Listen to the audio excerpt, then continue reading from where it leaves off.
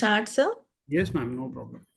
All right. Good afternoon, everyone, and a very warm welcome to all our attendees joining us from across India and around the world. On behalf of Homeopathy 360, I am Dr. Noori, editor Homeopathy, and I'm delighted to welcome you to today's insightful webinar titled AI based Potency Selection. We are living in an era where technology is reshaping every aspect of healthcare, and homeopathy is no exception. Today's session explores a fascinating intersection between classical homeopathic principles and cutting edge artificial intelligence. It's an absolute honor to introduce our distinguished speaker for today's session, Dr. Harsh Nigam. Sir is a name synonymous with medical homeopathy and evidence based practice, a highly accomplished medical professional holding MBBS, MD physiology, and MF homeopathy qualifications, and receiving advanced training at the prestigious Royal London Homeopathic Hospital. He has been pioneering a scientific and integrated approach to homeopathy in India, combining deep knowledge of pathophysiology, psychology, and therapeutics.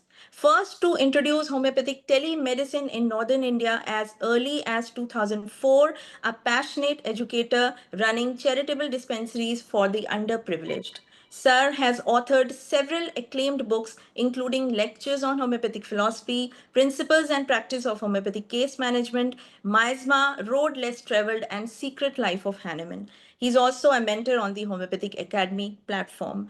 Beyond medicine, Dr. Nigam is also an accomplished artist and poet with multiple art exhibitions and publishing literary works on to his credit. Today, Dr. Nigam will guide us through his pioneering work on AI algorithm based potency selection, an approach that combines clinical experience, case data, and algorithmic reasoning to refine how we select potency for each individual case. So, without further ado, please join me in welcoming Dr. Harsh Nigam, sir, to share his insight. Welcome, sir, and thank you for graciously taking time out for us. Thank you very much, Noori. It's a pleasure to join you all. Welcome all the delegates who want to learn about the use of computers and algorithm in selecting potency. Now, selecting potency has been a long-term bane and a problem for people who have been practicing homeopathy. As a beginner, I was always, flabbergasted with how to select the right potency. Now, before into getting into the theoretical part of all this, let me start with what actually is the phenomena and what is the process and what is the reasoning behind the development of this algorithm. So now this is the method and system for determining homeopathic medical potency based on an AI algorithm. Now AI has become, a kind of a catchphrase nowadays for everything that you do. Now, when we talk about artificial intelligence, then we must understand that there are many important and successful applications of artificial intelligence since decades via computers. Now, computers, for example, control entire petroleum refining plants, car plants, navigate spaceships, etc. Their program rests on mathematical control theory and on firmly established physical theories. So my program also is a theory-based program which has to be overseen by a human monitor, which are us, human beings.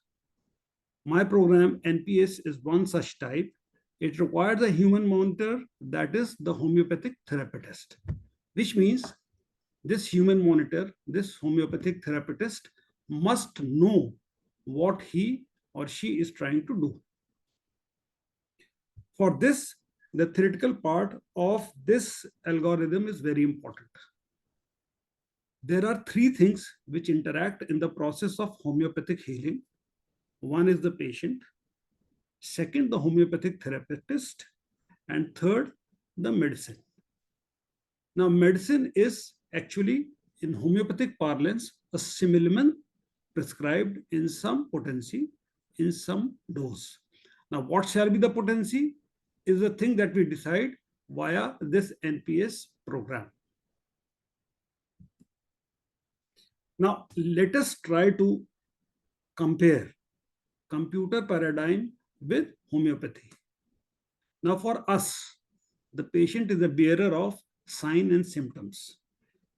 He or she is a bearer of a disease phenomena. Now, this disease has to be classified by us on the basis of not only sign and symptoms, but on the basis of what type of the disease it is, what stage of the disease the patient has. The patient also comes with us to us with an inherent constitution. Now, this constitution of the patient is basically three types: the typologic, the biologic, and the psychologic. We are going to dwell into details about this typology, biological constitution, and psychological constitution, which is called as temperament in homeopathic parlance. This is the information with which a patient comes to us therapist. A human therapist, a homeopath, can be viewed as an information processor and a decision maker with a set of decision rules which are closely linked to a short range and long range goals. Short range goal is to find the similma, long range goal is to heal the patient. Now, a physician is guided in these decisions by rough empirical rules telling him what is to be done and not to be done in a certain context.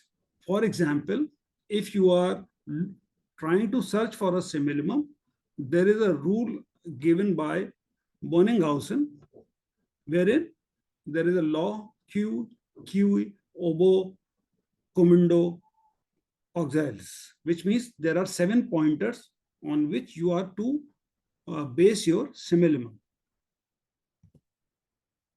Now, the cardinal principles in homeopathy are finding the simillimum is the most important thing. Then there is the question of posology. Now, posology in homeopathy means selecting the potency, selecting the dilution scale. What is the dilution scale that you are going to use? Whether you are going to use the decimal scale or the centesimal scale or the LM scale. Then what is the series of potency that you are going to use? Whether the series would be Hahnemannian, whether it would be Kentian, or whether it would be late Hahnemannian, that is LM scale. Then you select the potency, whether the potency is going to be low, medium, high. But the question of posology in homeopathy goes further. What would be the amount of dose? How would you give that dose? How the dose would be administered? And at what time it would be repeated? But we are right now focused on 3 things.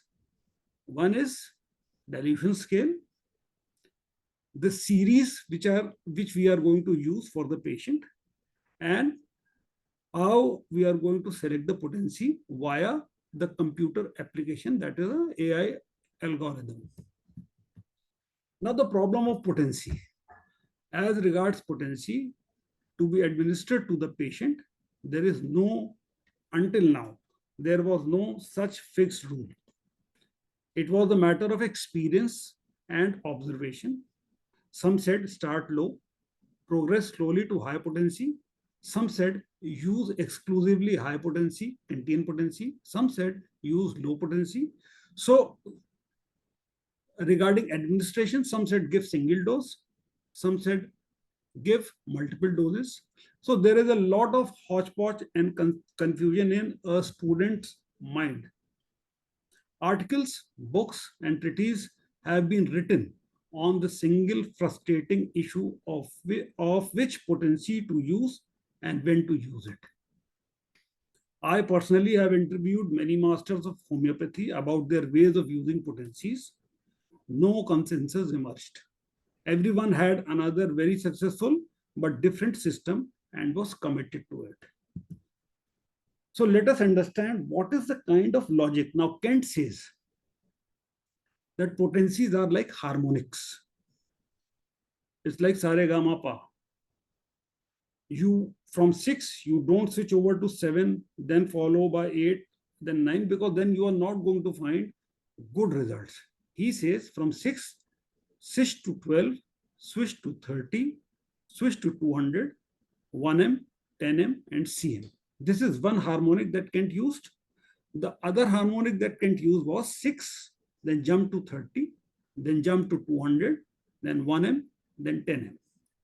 Now, these observations of Kent were based on his experience and have been confirmed as useful by generations of homeopaths.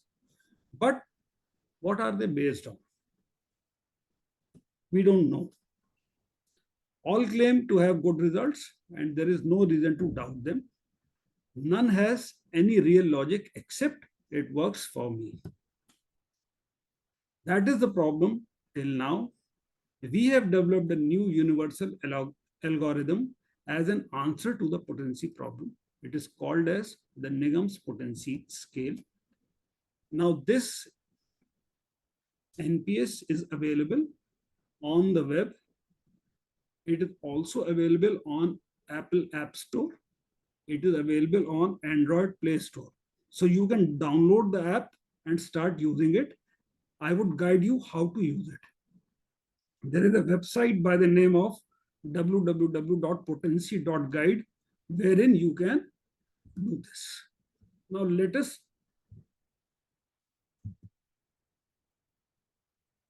first try it.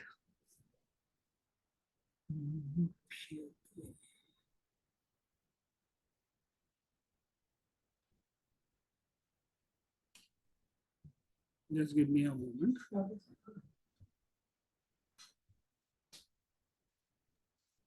Audience, while sir is sharing his presentation, if you have any queries, you can drop them in the Q&A box and we will take them in the end of the session. Thank you.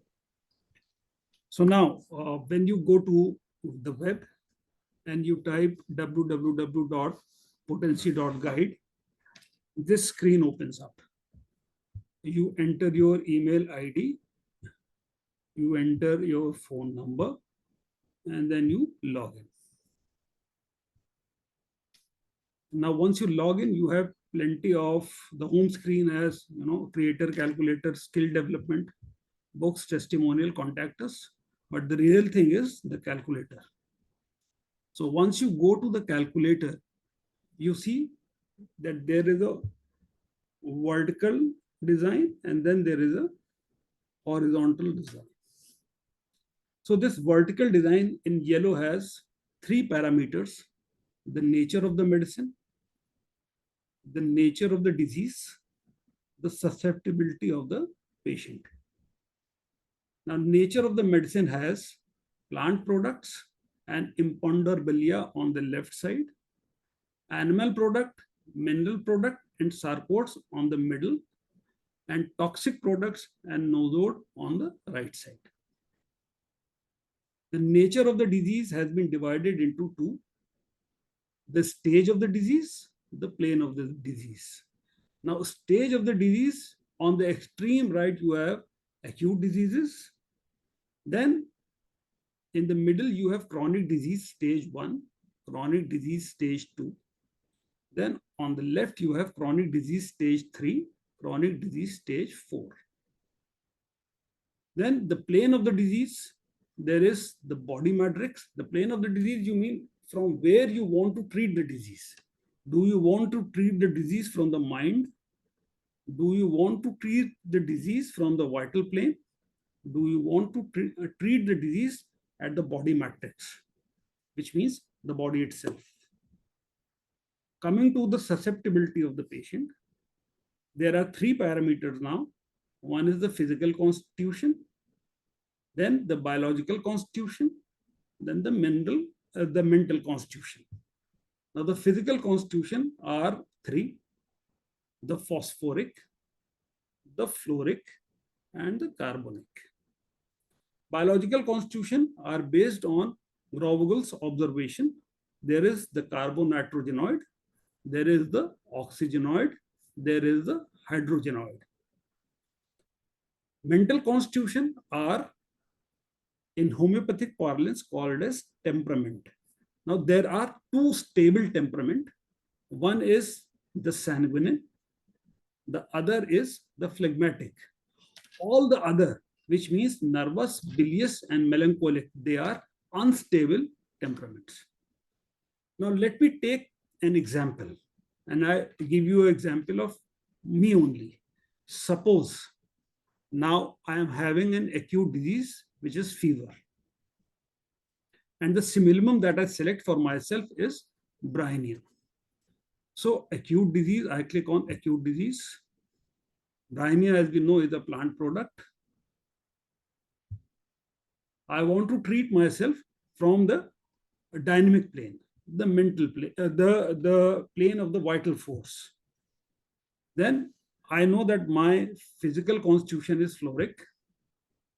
I know that my biological constitution is hydrogenoid. We are going to talk about it. And I know that sometimes I am happy, sometimes I become sad, my moods are changeable, so I am unstable.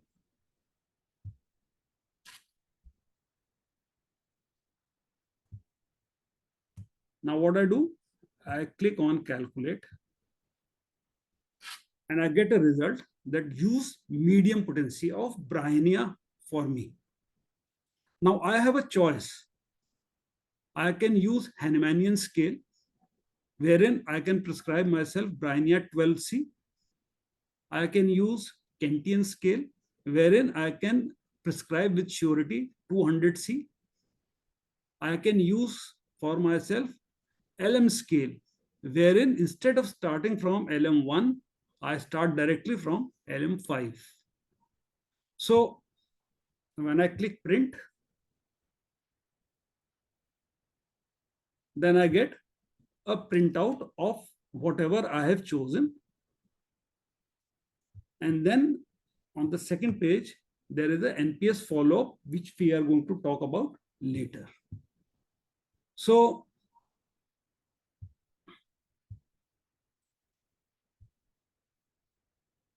now in the same me, suppose I have a chronic disease where there are structural change in my body.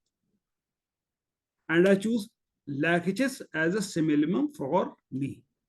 Now lachesis, I know, is a toxic product. It is a product of snake venom. So I click toxic product. Since it is a structural change, to chronic disease stage 3, we are going to talk about this. Now I want to treat myself from the mind because I've taken the complete history, which is psychosomatic. Again, I am floric, I am hydrogenoid, and when I click calculate, I get medium potency. So I would start with a single dose of medium potency. If I want to do it again, I go to reset and I reset the whole phenomena, and then we can do another NPS.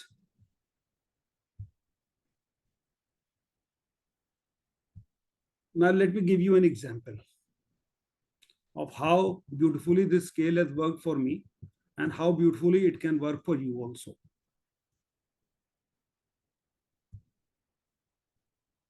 Now this is the example of NPS acute.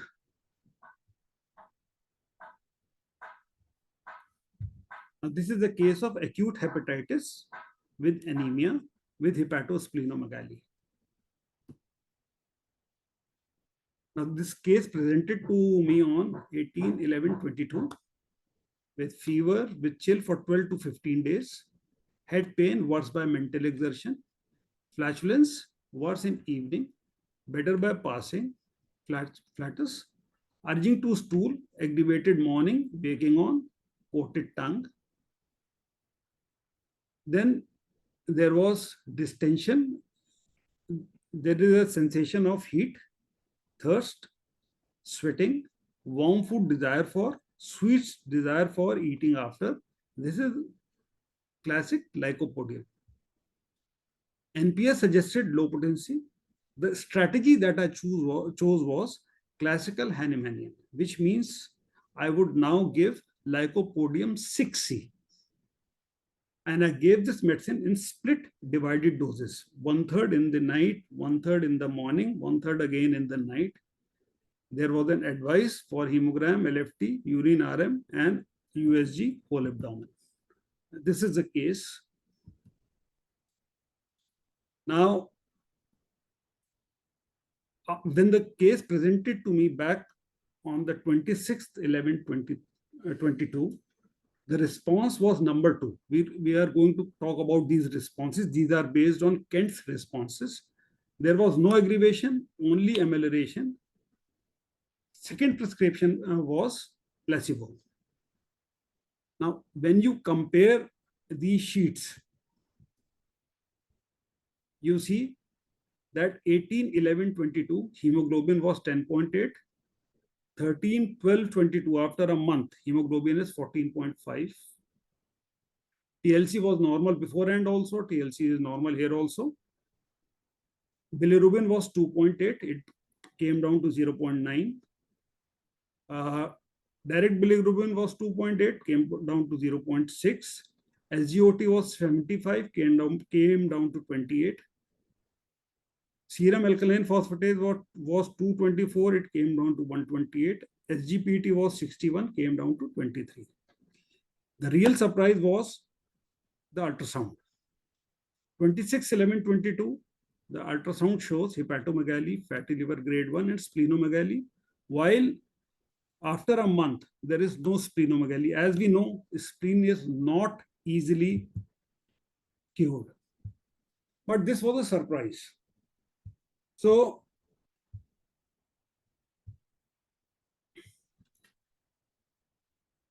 that's the way this worked in an acute case. Now, let us take an example of a chronic case.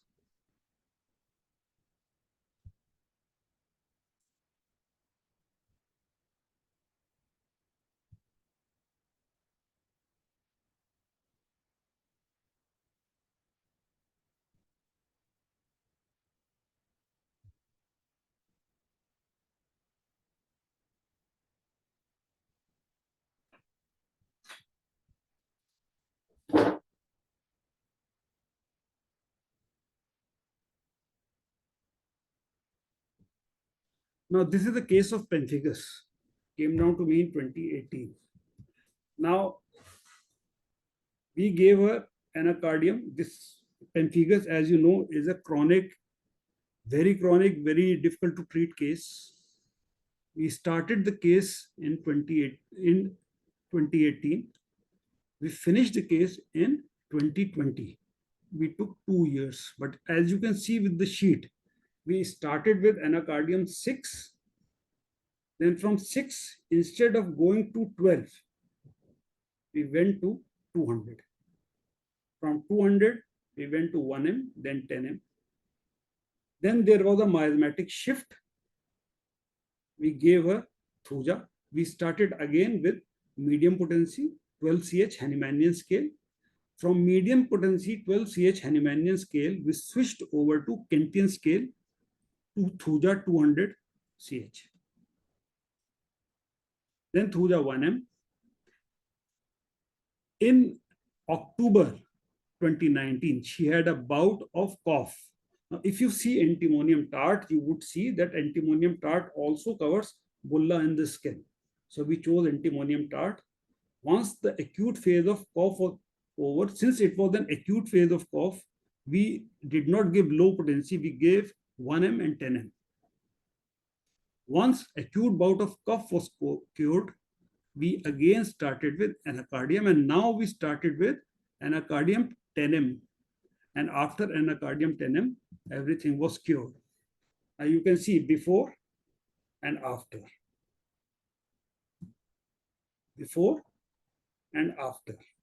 So this is a posology sheet.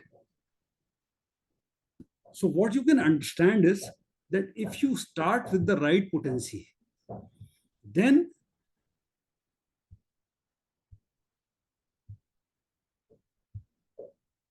it is very easy to go on logically to the next potencies.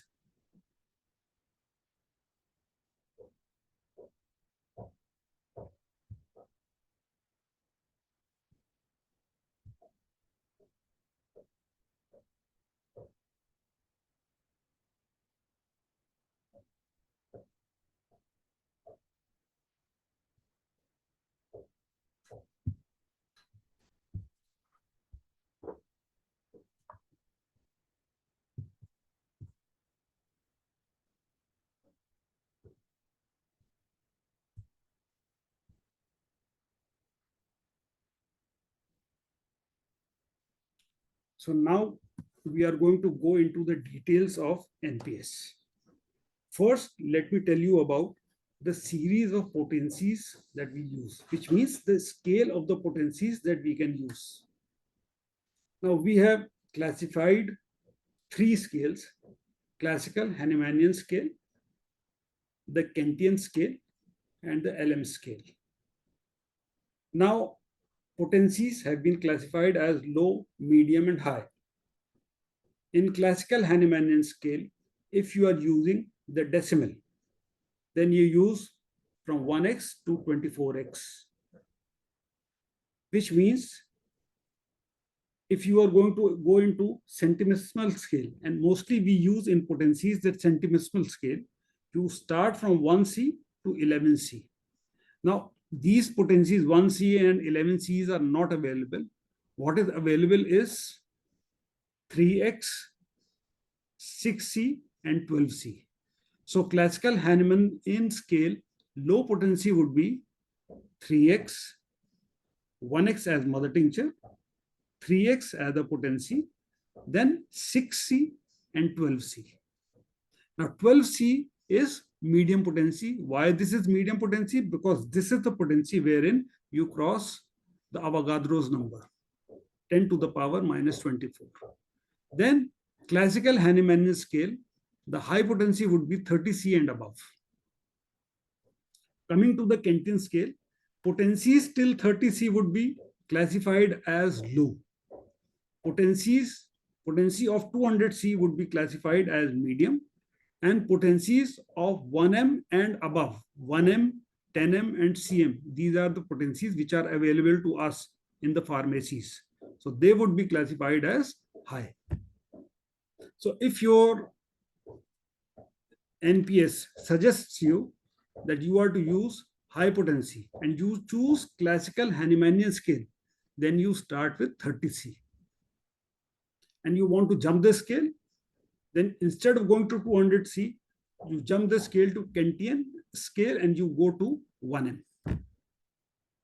LM scale, if your NPS is suggesting you high potency, so instead of starting from LM1, you start directly from LM11. So this is the way you classify your scales. And scales are classified into low, medium, and high potency.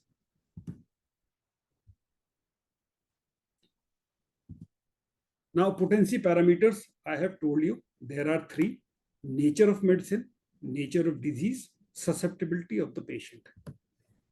Now, coming to the nature of the medicines, which play a very important role in selection of potency.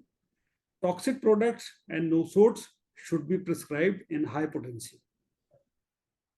Animal products, mineral products, and sarcodes are not to be administered in mother tinctures. This is something that you must remember.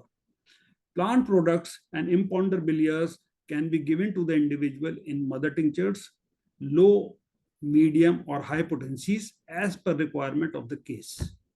For example, I have seen people prescribing Nux vomica mother tincture. Now, you know Nux vomica is a potent poison. Please do not prescribe Nux vomica in mother tincture. Similarly, people prescribe Robina in mother tincture. Now, Robina is also a toxic product. Please do not prescribe this Robina mother tincture in to your patient. You must prescribe it in a potency not less than 6C. So these are the things that you come to know once you know the nature of the medicine, which is very important. Then coming to the stage of the disease. Now, once you say the stage of the disease, then you must understand that diseases are broadly classified into acute and chronic.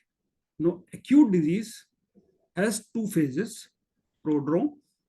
Then there is a fundamental shift of the symptoms. And while you are taking the case, these fundamental shift of the symptoms are important. Not the whole of the case is to be taken into account. And you prescribe and you select your similimum on the base of fundamental shift of symptoms. And then there is a gradual coming down of the disease. Now, chronic disease are important because in chronic diseases, you must have a very clear fundamental about what is the stage of the disease. As per Hahnemannian theory, all chronic diseases are chronic miasmatic diseases. Chronic miasmatic disease, stage 1 is a stage of malaise. When a patient tells you, the doctor, for months, I have not been feeling well. You ask him, what is your symptom? Doctor, I can't tell you what is happening with me. I am kind of off balance. Then you ask the patient, since when this is happening to you?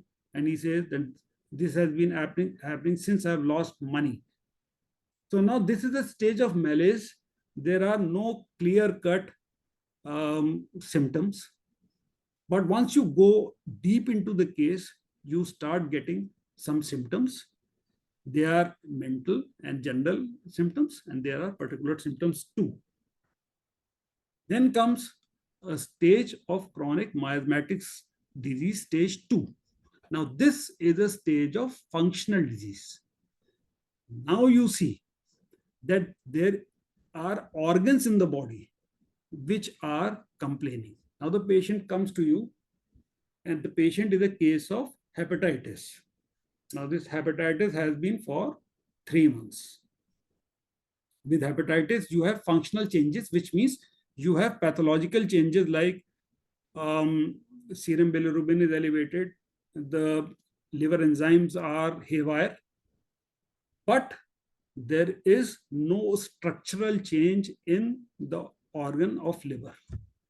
You get an ultrasound done, liver is all right. So this is a functional disease where organs misbehave functionally. Their function has gone haywire, but their structure has not changed. Then comes chronic miasmatic disease, stage 3, a stage of structural disease, wherein you see that the structure of the organ, or one organ or many organs, have gone haywire. Now with hepatitis, you see that there is cirrhosis. So the structural change has been apparent now. This is chronic miasmatic disease, stage 3. Then chronic miasmatic disease, stage 4. This is the stage which Hahnemann called as local disease, a stage of multisystemic disorder or end stage disease or local disease, wherein plenty of systems, plenty of organs have both functional and structural disorder. And this disease is now far advanced. This patient is now far advanced. Then coming to the plane of the disease. Now, if you are to understand the planes, you must have a clear-cut concept of the human form. My book has already explained about the concept of human form, but for your knowledge, I would just tell you 3-4 things. One is the body can be divided into 3 planes. The material body. The material body is controlled by a dynamis, which is called as vital force by Hahnemann, which we know as vital force. Then there is a material structure which is called as central axis. And this central axis is governed by the mental plane, which is the mind. So in reality, there is a mental plane, there is a vital plane, and there is a material body. Now, from outwards to inward, if you try to understand the structure of the body, then outwards is the skin, then there is the mechanical plane, the locomotor system, then there is a visceral plane, all the viscera of the body. Now, this composes the material body. Then there is the humoral plane. Now, this humoral plane is equivalent, not the same. It is equivalent to the dynamis. Then there is central nervous system, sympathetic system, and the endocrines, which govern the material body through this humoral plane and dynamis. And the central nervous system, sympathetic system, and endocrine is governed by the mind. And if you want to understand the Hering's law, then you see if you give the right medicine and you see the changes, they come from the mental plane and they are expressed on the skin. Within outwards, when you try to understand what is within outwards of Hering, it is from mental plane, through central plane, through vital plane to material body. So now you understand the plane of the disease. So if you want to treat a patient from the mind itself, then you select mind. If you want to treat the patient from the dynamic plane, or say from the endocrines, say you want to correct the thyroid of the patient, then you choose the central controlling axis. And if you only want to treat the patient locally, say the skin only, then you select the body matrix. So this is how it works, the nature of the disease.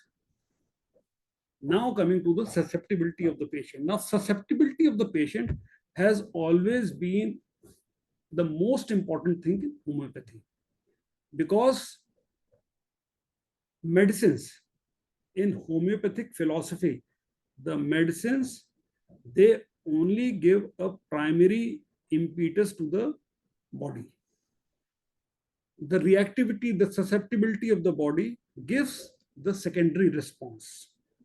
The secondary response is the curative response. And this curative response of the homeopathic medicine is dependent upon the susceptibility of the patient, and the susceptibility of the patient is dependent upon the physical constitution, the biological constitution, and the mental constitution. Now, physical constitution was classified by Leon Venier in his book La Typology. The biological constitution was classified by von Braunvogel, and the mental constitution, which is called as temperament, was classified by plenty of physicians, but basically it was Richerand who was a homeopath, who classified 5 kinds of temperament. 2 were stable and 1 was unstable. So let us go a little deep into the susceptibility of the patient. Now, susceptibility, as I told you, is the power of the organism to react to the stimuli. The cure of the disease depends upon the same power of the organism to react to the impression of the curative remedy. Susceptibility is the initial state of the patient, and this you can judge by 3 parameters as I have told you. Now, how do you assess the physical constitution? Now, the carbonic constitution.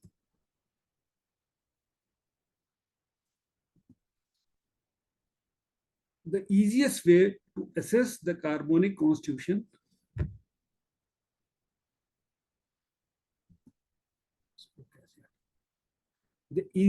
of assessing the carbonic constitution is the dental arch. Once you see the dental arch of the patient, it is very easy to assess the carbonic, the phosphoric, and the fluoric. Another very easy way to understand to differentiate between carbonic, phosphoric, and fluoric is the angle between the arm and the forearm when the arm is stretched outwards. So in the carbonic, the dental arch is in exact contact at all the points. In the phosphoric, there is a Gothic arch formation, and the teeth are little longer in the front. The fluoric is the Tela Mela dental arch. The dental arch is not in close contact throughout, and there is protrusion of some teeth. While if you check the articulation, then in the carbonic, you would see a bit of acute angle. In the phosphoric, you are going to see a straight line. And in the fluoric, you are going to have an obtuse angle. Now, let us see it in real time. Now, this is a carbonic constitution. You can see this acute angle, where forearm makes an acute angle with arm in full extension. Now, this, although the teeth are, they are coated, they are stained because of betel leaf chewing, but the teeth are in exact contact at all the point. These are carbonic teeth. Compare this to the phosphoric constitution. In hyperextension, the arm makes a straight line with the forearm. While you see, this is the Gothic arch formation. Gothic arch formation is like this. You see the front teeth, they are long. The back teeth, they are small. And the front teeth are little, protruded. So the idea is the Gothic arch formation and the extension which is causing a straight line. You can see this is the phosphoric, this is the straight line between arm and forearm and between leg and thigh. Now this is a fluoric constitution. You see the obtuse angle, forearm makes an obtuse angle in hyperextension, which is very apparent here. If you can see the teeth,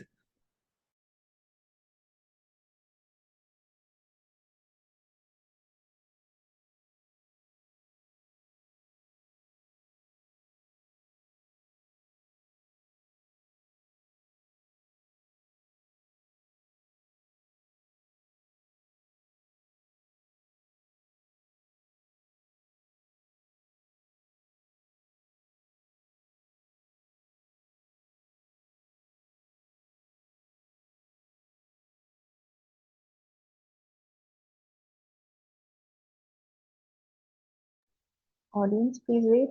I think there is some internet issue. Sir will join shortly.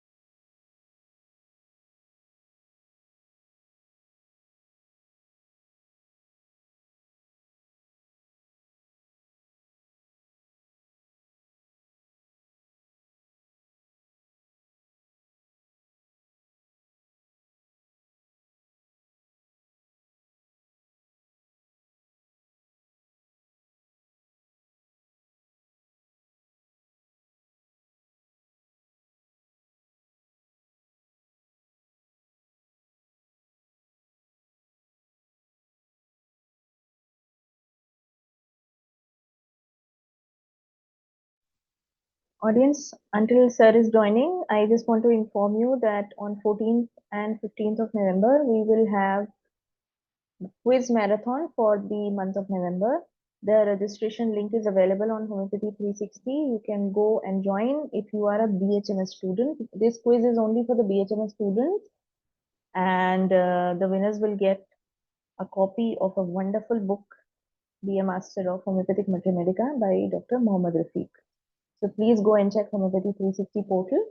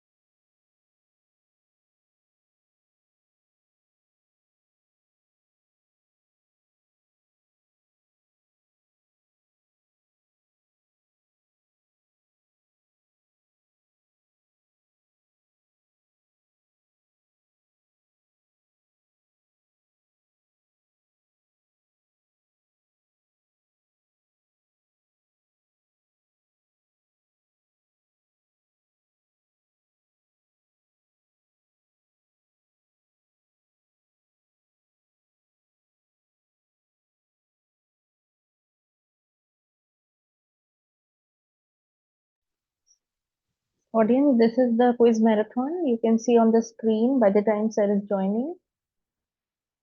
This is an All India BGM Books quiz marathon. The link, registration link is already available on the portal of Homeopathy 360, but you will be able to attempt it on 14th morning 10 a.m. onwards till 15th November. I am audible And to you. yes, sir, we can hear. I'm sorry, there was a, there is a connection break That's because all right. That, Kanpur, is very unstable. that's So all right. we are now back on generator. Please. So let me start from where we, let me first.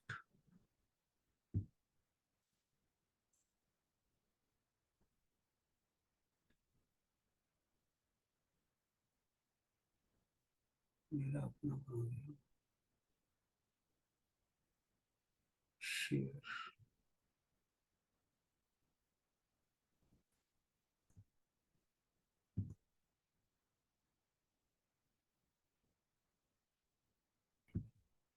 So I guess you can see now. Yes, sir, we can see. Okay. So slideshow from current slide. That's it.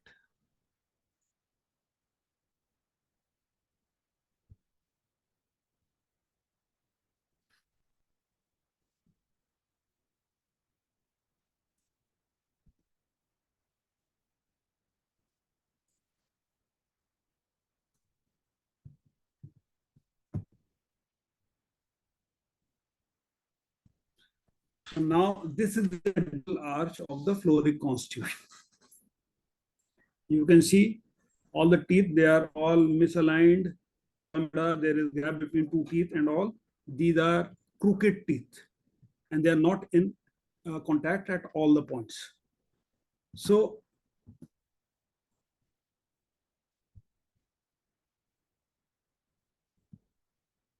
this is about the floric constitution. I'm just giving you the keywords and how to recognize the floric, carbonic, and phosphoric constitution.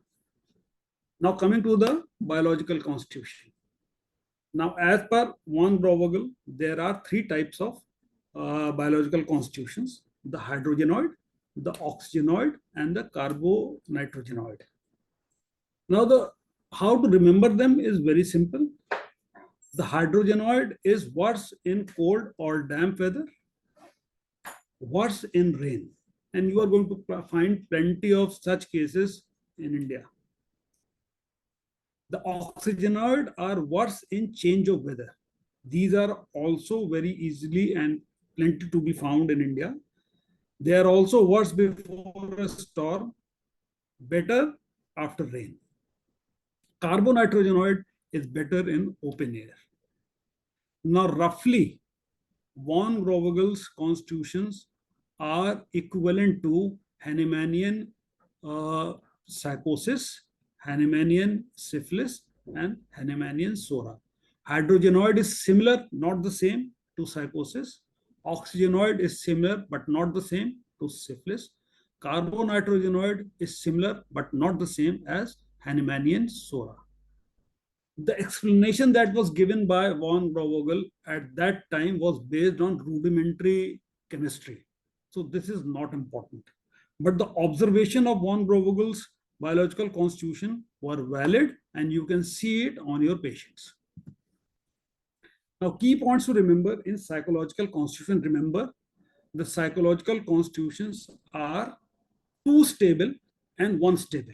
Now, there is a polarity between stable constitution. The polarity being the sanguine and the phlegmatic.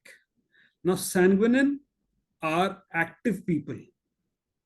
They are active, they are fond of pleasure and variety, they are marked by wit, and they are confident. You would see the confident patient coming into your clinic.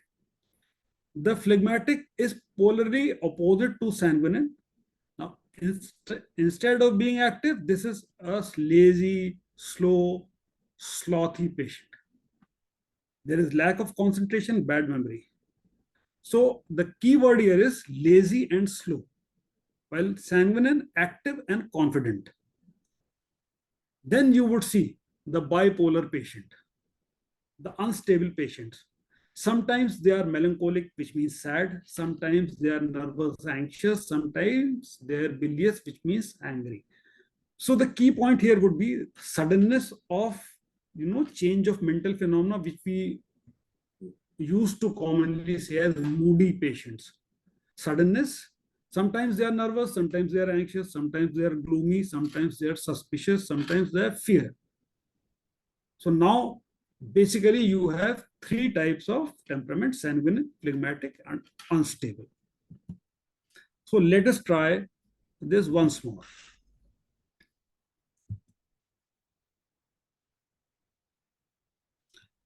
Now, this time,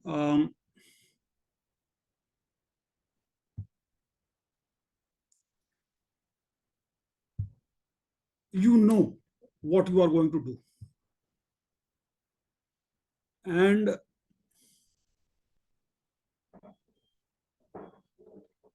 now you know, if you are going to prescribe calcarea carb to somebody, what is the nature of the medicine?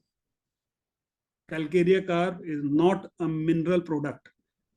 Calcarea carb is an animal product. So you click animal product. Calcarea carb hanomany is made from the middle layer of the shell of the sepia, the seep. Then you have a multi-systemic end-stage disorder. So you have chronic disease stage 4. And now you want to treat this case from the body matrix, because this patient is suffering from multiple systems. So instead of going from the vital plane, I want to treat this patient from the body matrix. I want to treat his organs first. This patient is phosphoric. This patient is worse in damp weather, so hydrogenoid. This patient, because has been suffering, has become moody. Sometimes he is nervous, sometimes he is bilious, sometimes he is melancholic, so unstable. And now the result is low potency. Now, if I want to be Hahnemann today, I would prescribe my selected simillimum in 6C. If I want to be Kent today, then I would prescribe my calcarea carb in 30C. And if I am later Hahnemannian, if I want to give LM scale, then I would prescribe either with LM0 or LM1. So this is how this scale is going to help you. Now let us see a few cases and then we are going to stop. All these cases, the medicine has been selected after proper case taking and repertorization.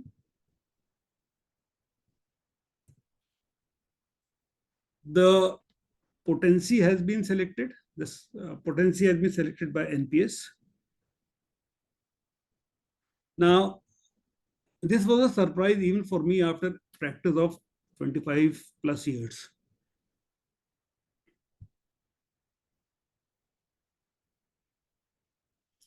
Now, this is a case of lipoma that came to me.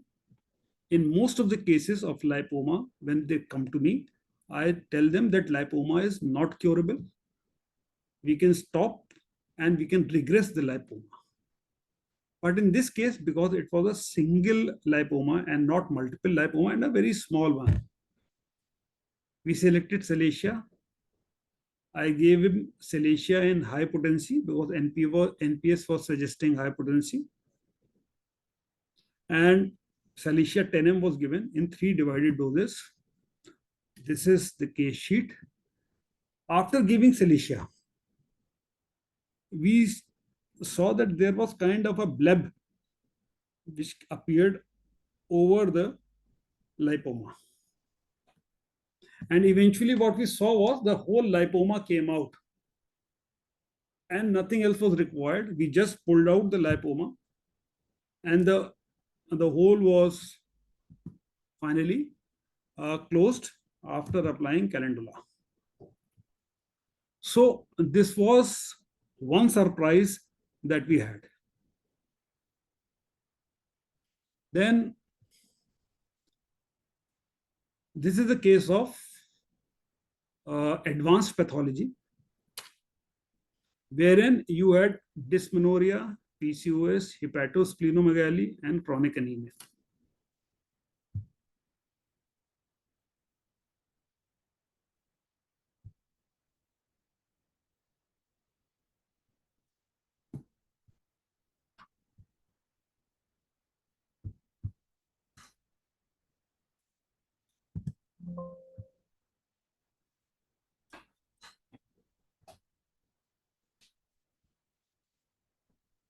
Now, multiple remedies were used in the beginning with no avail.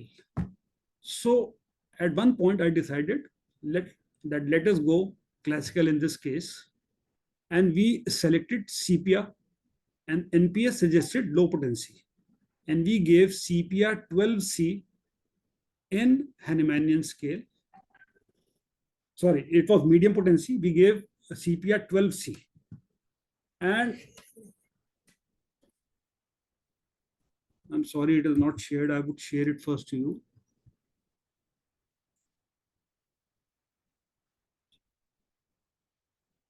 Share.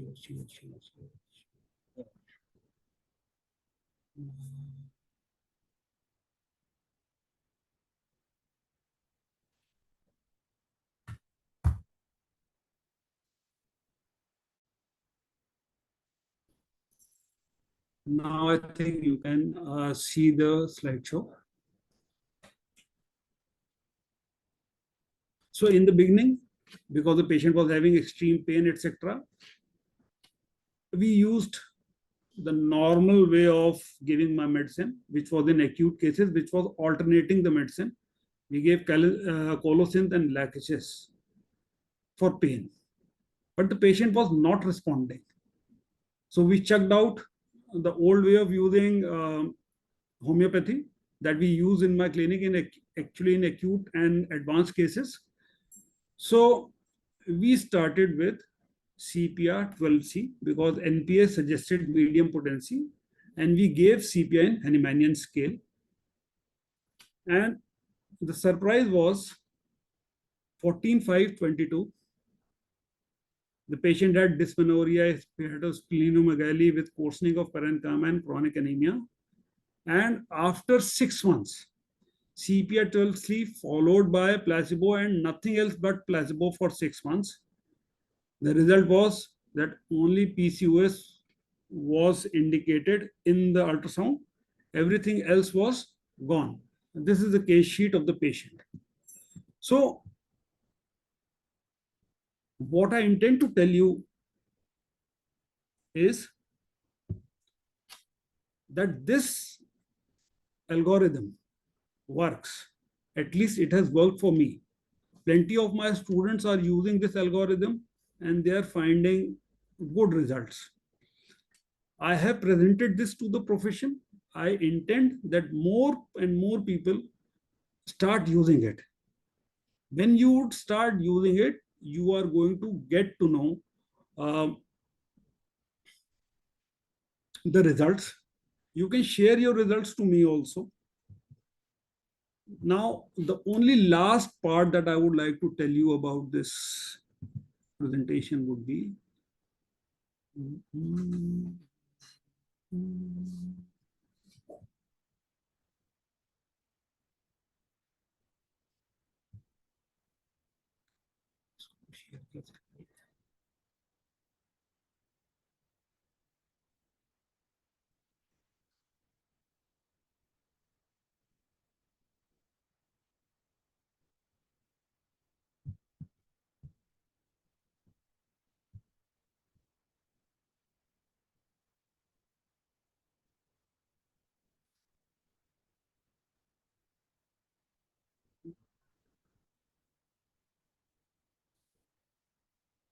Net कैसे share करें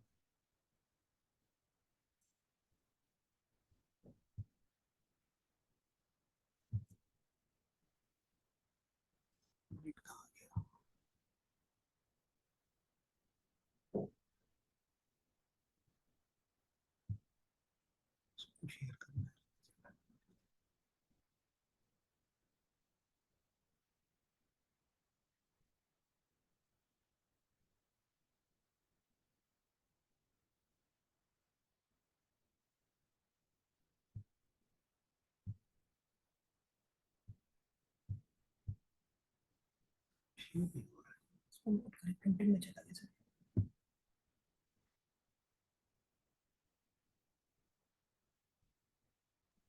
Sir, any trouble you're facing? Just a minute. Just a minute. Sure, sir. Audience, if you have any query, you can put them in the Q&A box. You can ask me also. Yes, yes, yes, absolutely.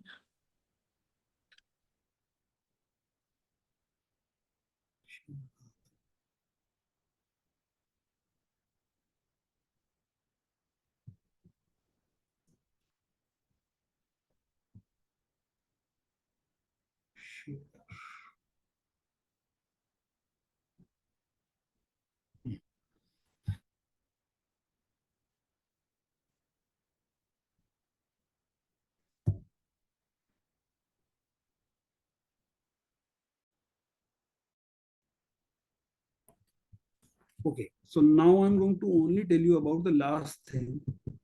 After calculation, say animal product, I'm just doing it fast.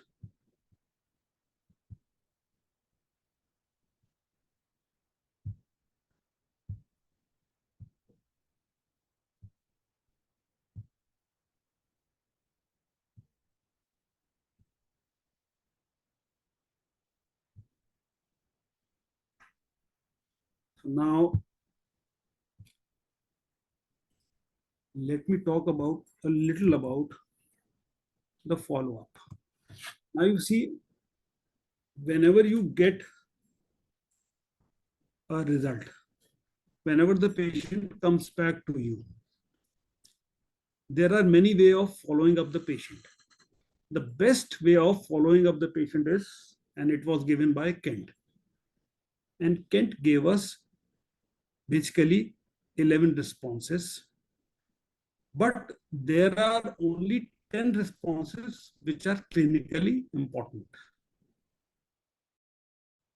One is response number one, wherein there is a short aggravation, then amelioration.